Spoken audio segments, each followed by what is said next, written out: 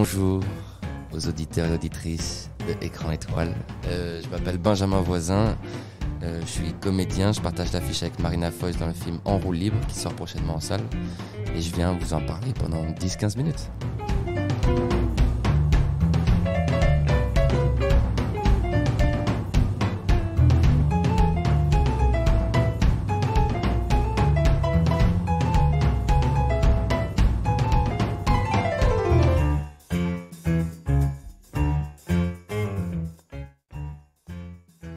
On a le plaisir de recevoir Benjamin Voisin sur Écran Étoile dans le cadre de la sortie de En roue libre, son dernier long métrage. Bonjour Benjamin. Bonjour. Alors moi je suis très heureuse de vous recevoir parce que je vous ai découvert dans un vrai bonhomme. Je me rappelle pas trop de vous dans Bonne Pomme, c'était un peu plus... Brouillon.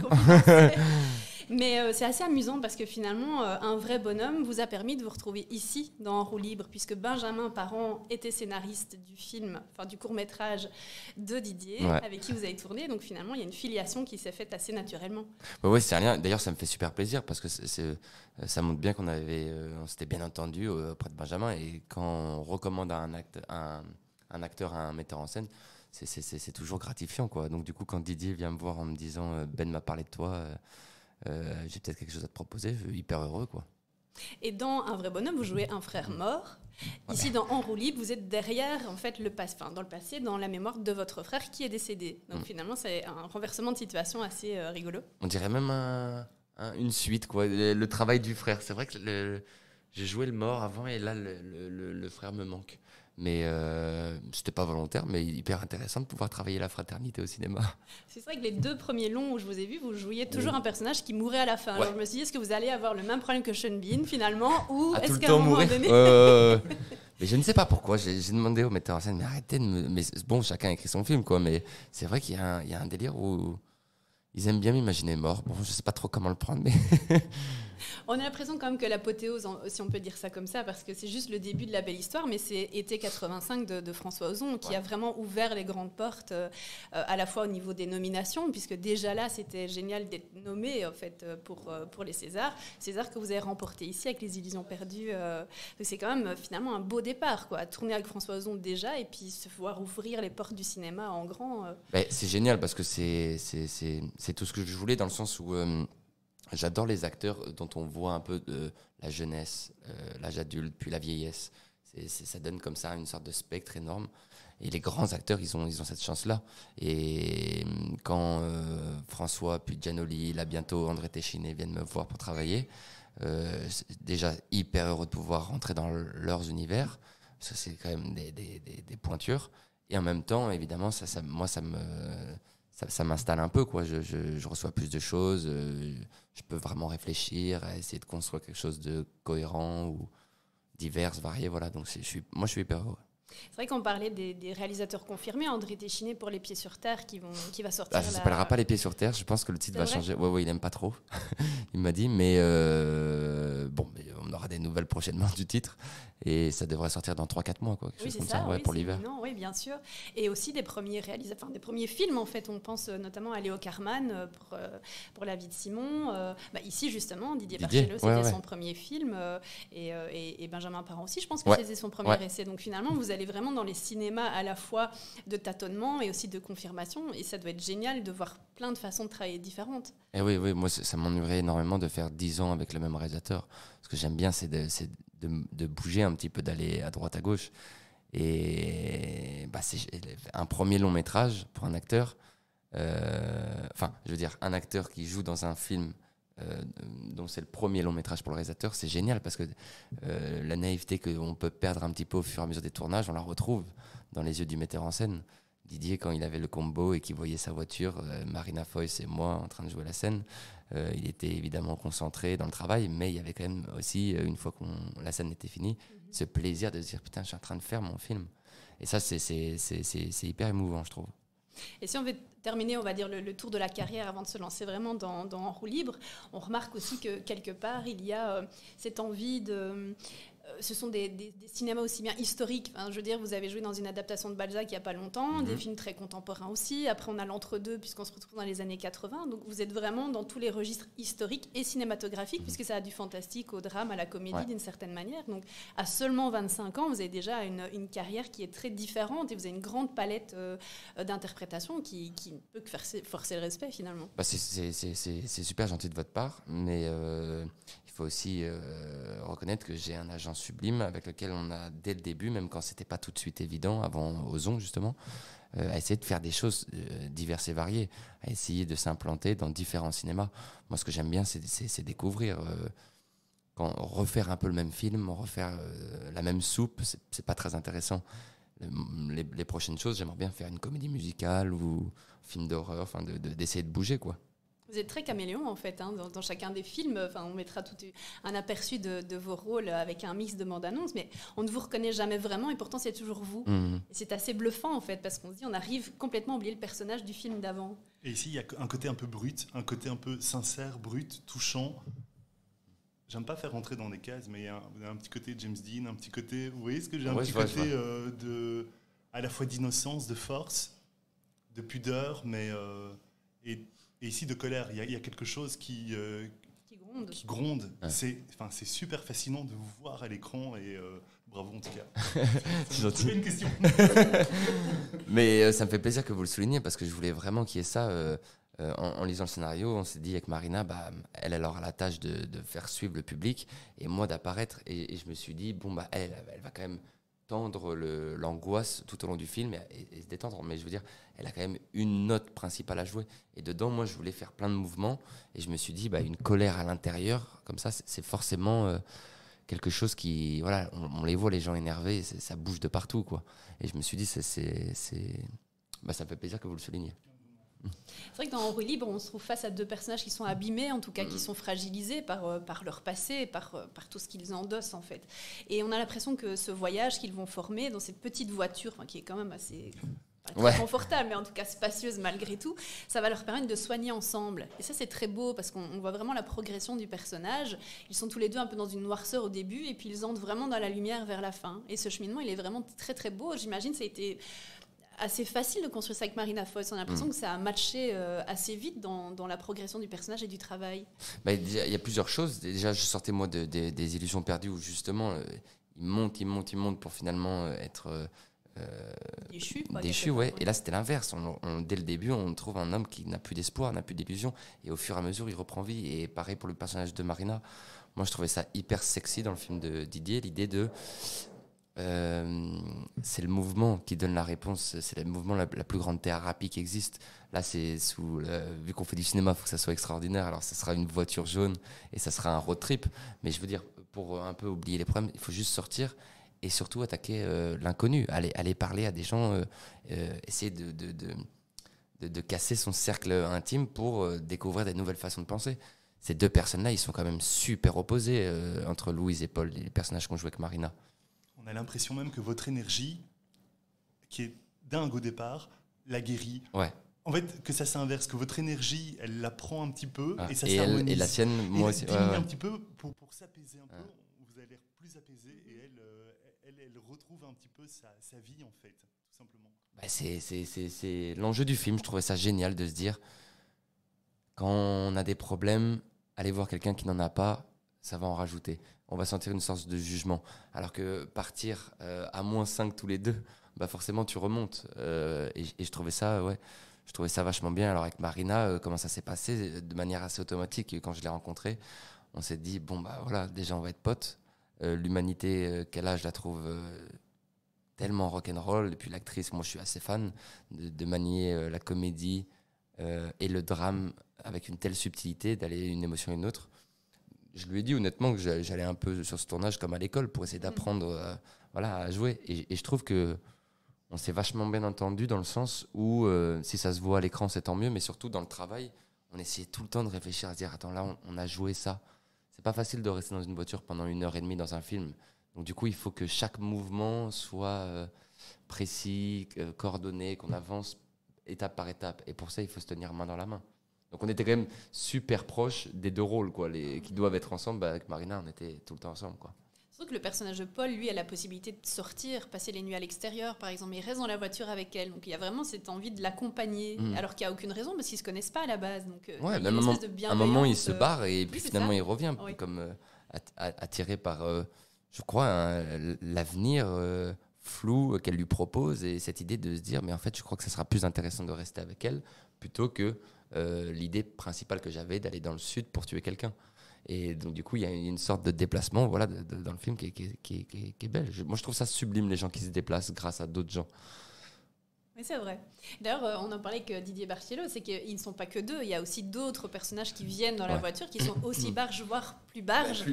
Et c'est là que le non-verbal fonctionne très bien dans vos personnages. C'est-à-dire, vous n'avez pas besoin de parler. Ce sont les personnages qui sont sur le siège arrière, qui prennent la place. Et en même temps, on comprend tout ce qui traverse vos états d'esprit à ce moment-là. Pour moi, ils sont aussi barges, pas plus, pas moins. Seulement, ils sont seuls, tous. Alors que nous, rapidement, le duo s'est fait. Et alors qu'on ne s'entend pas dans le film, au début, quand on se rend compte, nos deux personnages ne s'entendent pas. Si on met une troisième personne dans la voiture, il y aura forcément un duo.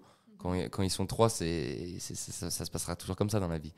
Donc du coup, je trouve ça hyper intéressant, toutes ces arrivées de nouveaux personnages qui viennent mettre leur grain de sel dans cette histoire.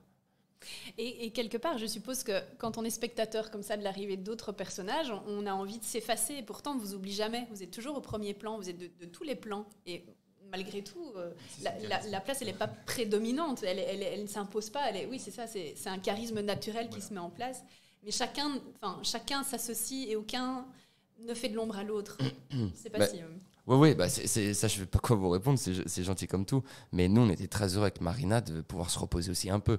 Parce que quand on est deux dans la caisse, la tension, elle est vraiment... Il n'y a que nous qui avons les clés, quoi.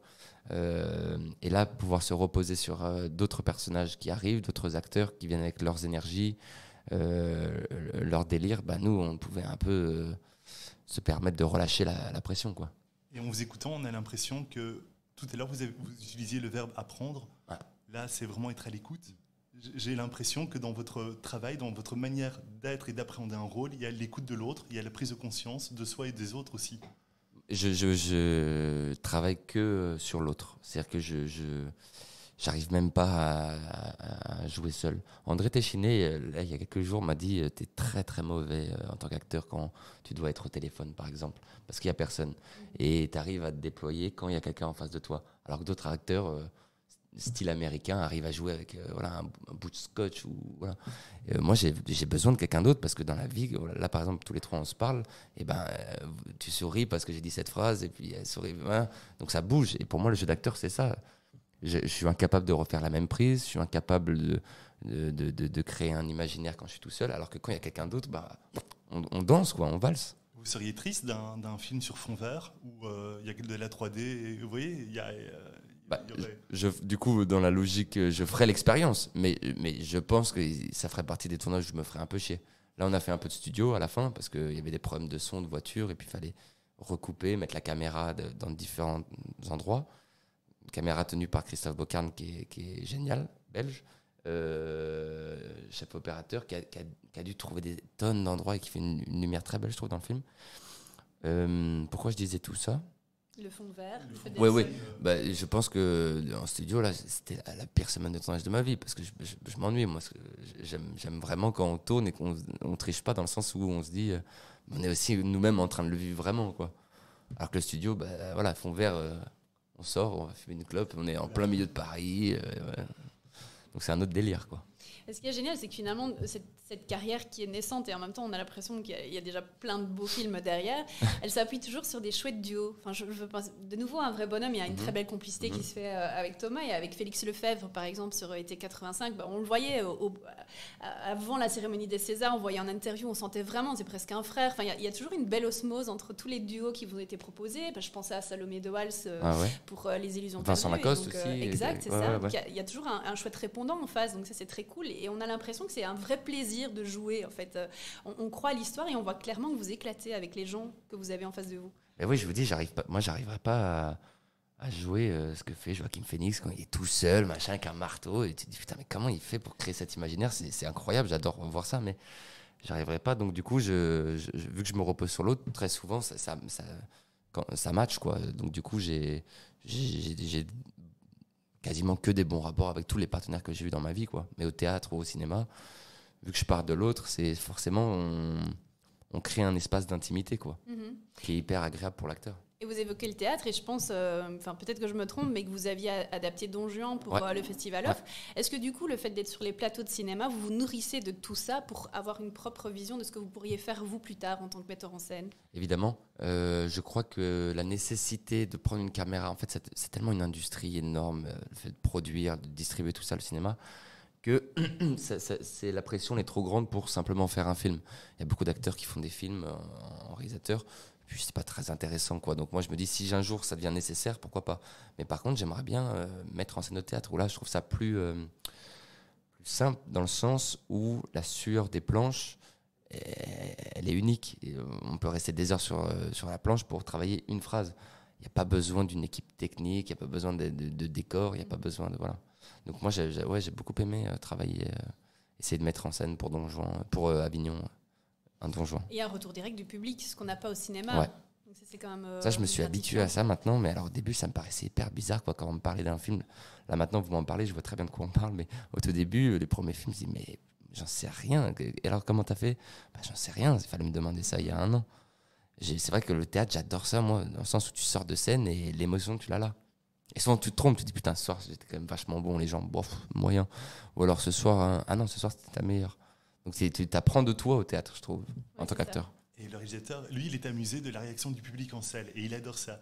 Il a fait toutes les avant-premières, et il a dit, mais moi, je ne pensais pas que le public allait rire à tel moment. Et, parce qu'à partir du moment où le film est livré, il ne vous appartient plus. Il y a quelque chose il y a un peu de lâcher prise à faire. Et est-ce que vous avez aussi, vous aimez bien être là dans la salle de cinéma avec, entendre les rires, Non, moi j'aime bien faire le film et après le lâcher, quoi. Et je le fais pour les gens, et donc maintenant il appartient aux gens. Et puis j'aime pas trop me voir non plus à l'écran. J'aime bien encore le théâtre. L'idée que la seule opinion que j'ai de mon jeu, c'est le retour du public. Ça, je trouve ça suffisant. Au cinéma, il y a quelque chose de... J'aime pas trop, et puis même ça pourrait être narcissique de s'aimer, et c'est un truc qui me fait peur, donc je préfère m'éloigner, comme ça il n'y a pas de problème. Mais par contre, c'est vrai que entendre des amis qui ont vu le film me dire bon, on s'est habitué maintenant, Ben, avec des films, qu'il y ait une forme de tristesse à la fin, de drame, machin, et là de pouvoir rire. Ma mère est hyper heureuse, par exemple. Et c'est vrai que, allez, on regarde un peu votre parcours, on voit que vous avez fait des écoles d'art dramatique, le conservatoire, on sent qu'il y a énormément de travail derrière, et en même temps, on a vraiment l'impression que vous arrivez avec un regard vierge et émerveillé à chaque fois. C'est fou, en fait, ce paradoxe de énormément de travail pour en arriver là maintenant, un début de carrière, mais qui est déjà très prometteur, et en même temps, cette espèce de naïveté, de plaisir total, en fait. Ouais, bah ça c'est moi, quoi. Je crois que je suis curieux, j'aime bien découvrir des trucs, apprendre, voilà. Mais non, par contre, c'est quand même je viens toujours en ayant énormément travaillé. Si ça a marché pour moi, je me suis toujours dit que c'est pas une question de chance, ni même de talent, c'est simplement que j'ai plus bossé. Il y a des mecs qui étaient plus talentueux que moi, Nana aussi, moi, elles font pas ce métier. Parce que moins travaillé, quoi. Oui. Moi, il y a eu des heures et des heures, et encore des heures. Et on arrive malheureusement tout doucement au temps qui nous est imparti, mais est-ce qu'il y a des rêves ultimes, des choses que vous voudriez vraiment concrétiser, que ce soit du côté devant les caméras, sur les planches ou ailleurs? Il y a vraiment un challenge, quelque chose de... Tourner avec un Oui, c'est ça, hein. voilà. Ouais. Non, je me demande si à un moment, si jamais le cinéma... J'espère pour moi que si jamais le cinéma me lasse, j'espère que j'aurai le courage de prendre une caisse et d'aller... un peu comme je sais pas si vous connaissez la Beat Generation, les livres voilà, des années 80, 70, où les mecs, bon, voilà, ils trouvaient un job pour 3 mois, et après, derrière, ils vivaient avec l'argent, et dès qu'il n'y avait plus d'argent, ben voilà. Et ça, je trouve ça cool d'avoir ce genre de rêve. Mais sinon, après, je me souhaite rien pour la carrière d'acteur, parce que je trouve ça génial que ça soit le metteur en scène qui t'appelle et qui te dise, tiens, j'ai pensé à toi pour ce rôle, avec ce costume, avec ce partenaire-là, dans cet endroit, avec ce scénario. Et ça, je trouve que ça vienne du désir du metteur en scène. Je trouve ça génial. Donc, j'ai pas de metteur en scène précis avec lequel j'ai envie de travailler, quoi. Et si jamais j'en avais, je le dirais pas, comme ça laisse un peu de mystère. Et que c'est une... Voilà. Ça marche. Nous, on vous recommande d'aller voir En roue libre alors dans les salles, avec Benjamin Voisin, entre autres, et Marina Foy. C'est donc un chouette film solaire qui fait du bien en ces temps un peu gris parfois. Mais un film à ne pas louper en salle, en tout cas.